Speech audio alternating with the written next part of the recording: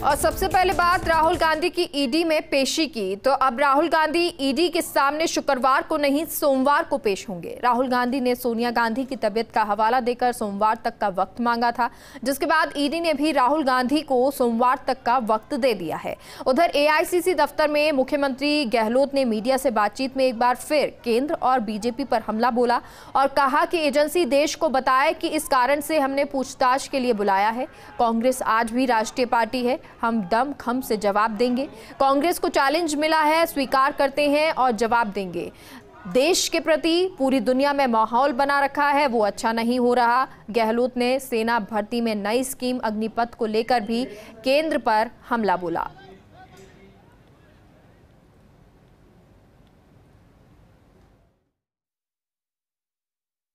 जाने में उनको तकलीफ नहीं है, क्योंकि 3 दिन से जा चुके हैं और पूरा कॉपरेट किया है। वहाँ पर जो ईडी चाहती थी पूरी सेव किया उन्होंने, आगे भी सेव करेंगे, ये निश्चय किया हुआ है। सर, कहा जा रहा है पर लोगों में इतना बड़ा भयंकर मतलब ये आक्रोश है पूरे देश के कार्यकर्ताओं में कि ध्यान डाइवर्ट करने के लिए अब अग्निपथ लेके आ गए। तो क्या बताइए आप, अग्निपथ अग्निवीर बना रहे हैं और ये कह रहे हैं कि बाद में हमेशा के लिए अग्निवीर ही कहलाएंगे। आप चाहते क्या होगे? संविदा की भर्ती होती है सेना के अंदर। सेना में संविदा की भर्ती का तुक क्या है कि 4 साल की नौकरी करने के बाद तुम घर बैठो, 25% लोगों को हम आगे पक्का करेंगे। तो मैंने उस दिन कहा हो सकता है ये आरएसएस के लोग भी उसमें जाना चाहेंगे, या हो सकता है उनकी योजना बनी हो। अचानक ही अग्निपथ कहाँ से गया अचानक ही? ऐसे मामले में पहले खबरें आती है, डिस्कशन होते हैं, राष्ट्रीय बहस होती है कि सेना के अंदर नई सिस्टम शुरू की जा रही है। तो एक राष्ट्रीय बहस का विषय है, क्योंकि राष्ट्रीय सुरक्षा से जुड़ा हुआ मामला होता है, ये कायदे की बात ही होती है। अचानक सुनते हैं अग्निपथ आ गया है, अग्निवीर कहलाएंगे, 4 साल की उनकी कॉन्ट्रैक्ट सुविधा की सर्विस होगी, ये समझ के परे है। नंबर 1। नंबर 2, आप बताइए कि आर्मी, नेवी और एयरफोर्स के अंदर जब आपने एनपीएस लागू किया था, न्यू पेंशन स्कीम लागू की थी, इन 3 सर्विस को छोड़ा था आपने कि इनका फ्यूचर तो सुरक्षित रहना ही चाहिए, जिससे कि ये देश की सेवा करने में कोई सोचना नहीं पड़े कुछ भी इनको। इसलिए वहाँ पर ओपीएस लागू आज भी है, ओपीएस लागू है 3 सेना में। ठीक है, तो जब तुम ये नई स्कीम लेके आ गए हो तो आपने वही कॉन्ट्रैक्ट बेसिस पे लेके आए, उनका क्या काम होगा 4 साल के अंदर? तो ये तमाम जो फैसले हो रहे हैं, और महंगाई की बात नहीं कर रही सरकार, बेरोजगारी की बात नहीं कर रही है सरकार। कल मैंने कहा, मेरी बात फिर ध्यान से सुनिएगा जो सुन रहा हो, कि हर गांव में जहाँ मुस्लिम ज़्यादा है वहाँ हिंदू रात को सोने में तकलीफ होती है, चिंता रहती है उसको। जहाँ हिंदू ज़्यादा है वहाँ मुस्लिम सो नहीं पा रहा है, पता नहीं क्या होगा। इस माहौल में देश जी रहा है, चल रहा है, जी रहा है, चल रहा है, जी रहा है, चल रहा है। ये मैं कहना चाहता हूँ कि बहुत खतरनाक खेल हो रहा है देश के अंदर। अगर हमने इसको नहीं रोका, प्रेम, भाईचारा, सद्भाव पैदा नहीं किया, विश्वास पैदा नहीं किया, तो चिंगारी कभी भी लग सकती है। जो राहुल गांधी ने कहा था लंदन में, केरोसिन छिड़क दिया गया है देश के अंदर। सुनिए आप, तो ये स्थिति बन गई है कि इस रूप में आज देश चल रहा है, विस्फोटक स्थिति है।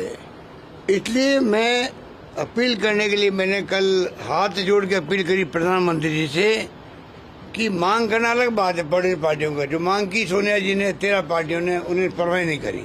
मैंने कहा मैं हाथ जोड़ के प्रार्थना करता हूँ आपसे, आप आगे आइए, देश आपकी बात सुनेगा, क्योंकि आप प्राइम मिनिस्टर चुने हुए हो। चाहे वो किसी कारण चुने हुए अलग बात है, आप आके देशवासियों कहिएगा कि प्रेम, भाईचारा, शांति कायम रहे। मैं अपील करता हूँ, और हिंसा में किसी कीमत पर बर्दाश्त नहीं करूँगा, ये कहे। इसमें क्या एतराज हो सकता है प्रधानमंत्री मोदी जी को बताइए? ना वो आ रहे हैं, ना अमित शाह जी आगे कर रहे हैं। इस बात का मुझे सख्त ऐतराज है।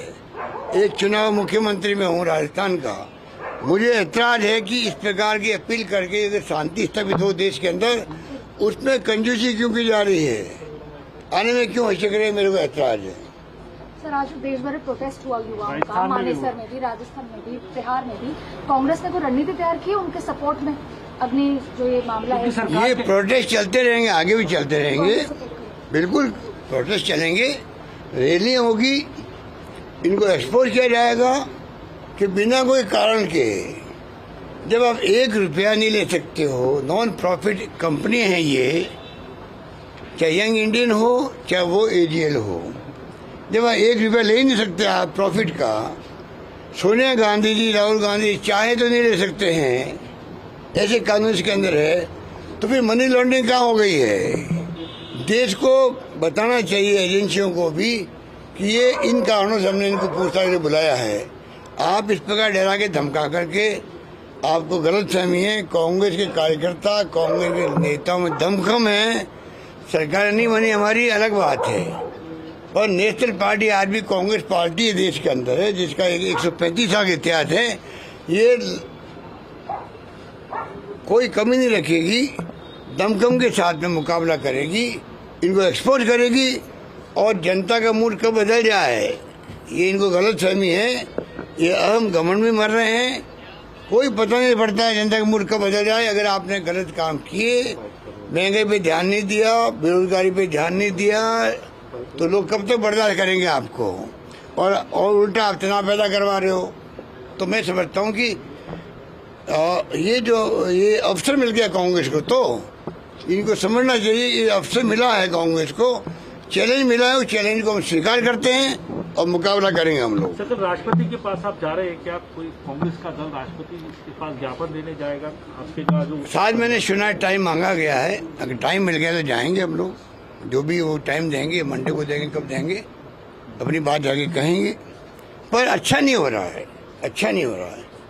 आज पूरी दुनिया के अंदर जो माहौल बन रहा है हमारे देश के प्रति, वो भी अच्छा नहीं बन रहा है। तो ये अच्छी बात नहीं है कि आप इस प्रकार से देश को चला रहे हो, पर जो मुख्य मूल जो इश्यूज है, महंगाई का, बेरोजगारी का, ये हिंसा का, इसको आप दूर नहीं करोगे, देश कैसे आगे बढ़ेगा। और आप नए राहुल गांधी को बुला रहे हो, फिर सोनिया गांधी जी को बुलाएंगे, क्या सोनिया जी की स्थिति है वहाँ जाने की? अब कोई पूछे तो आपकी ड्यूटी नहीं, सीनियर सिटीजन्स को लेके अगर आप पूछताछ करनी तो आप उनके घर जाओ, समान बात करो उनसे, वो आपको जवाब देंगे। दुनिया के मुल्कों में जब तक कोई अपराधी प्रूफ नहीं हो जाए कि इसने अपराध किया है, तब तक उनको सच सम्मान से देखा जाता है, व्यवहार किया जाता है, बेइज्जती नहीं की जाती है। यहाँ ये स्थिति है कि आप बेइज्जती कर रहे हो, कोई पहले ही मान लेते हो कि तो अपराधी होगा। ये टेंडेंसी देश में, अभी की मैं बात नहीं कर रहा हूँ, खाली ईडी की बात नहीं कर रहा हूँ, ये हमारे टेंडेंसी पुलिस के अंदर भी है।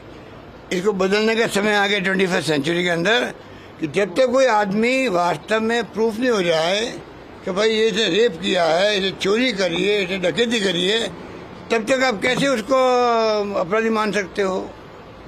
तो ये स्थिति देश में, बदलाव होने की बातें सोचते नहीं है सरकार में बैठे हुए लोग, और बातें लाते नहीं जिससे कि ध्यान डाइवर्ट हो जाए। ये जो अग्निपथ आया है, ये भी मैं समझता हूँ ऐसे वक्त में लाया गया है जिससे कि राहुल गांधी को आप ईडी बुला रही है, अग्निपथ पे आग लग रही है, ट्रेनें जल रही है, धरने हो रहे देश भर के अंदर, ये क्या हो रहा है? ये चिंता नहीं होनी चाहिए सरकार को। पर मैं समझता हूँ कि बीजेपी ने तय कर रखा है, ध्यान डाइवर्ट करके काम चलाओ अपना।